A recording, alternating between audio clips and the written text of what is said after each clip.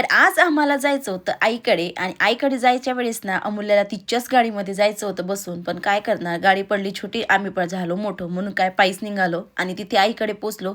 आईकडे पोचल्यानंतर तिथे ना सगळे पाहुणे तिथे आलेले होते. मस्त एकदम छान वाटलं होतं सगळ्यांचं. आणि काही स्वयंपाक करत होते, म्हणजे काही पोळ्या करत होत्या, काही भजी पापड कुरड्या, काहींचे कामं झालेले होते.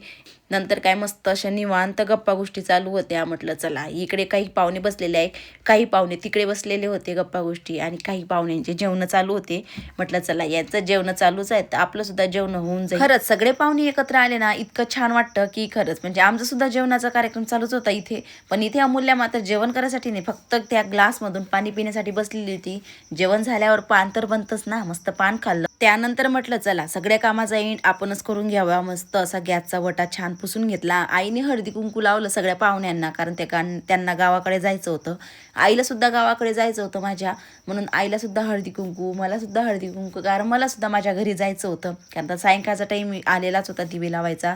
आईने सगळ्यांना असे गिफ्ट दिलेले होते, म्हणजे टॉवेल आणि नारळ, कोणाला साडी, असं काहीतरी दिलेलं होतं, वाटप केलं होतं तिने. आणि सगळ्यांना मस्त असं छान वाटलं. आणि सगळे माझ्या व्हिडिओमध्ये येण्यासाठी एकदम उत्साही होते. म्हणजे इतकं भारी वाटलं ना त्यावेळेस. त्यांनी मला सगळ्यांनी सांगितलं की खूप छान व्हिडिओ बनवते माझे. त्यांनी व्हिडिओसुद्धा तिथे बघितलेले होते. म्हणजे इतकं भारी वाटतं ना, हे कोणाकडून जर कौतुक ऐकलं ना आपण, म्हणजे आपल्या मनाला सुद्धा छान वाटतं की नाही, आपण खरंच काही ना काही थोडंफार नवीन करत आहोतच. त्यानंतर सगळे पाहुणे घरी गेले, आम्ही सुद्धा घरी जाण्यासाठी निघालेलो होतो. बाय.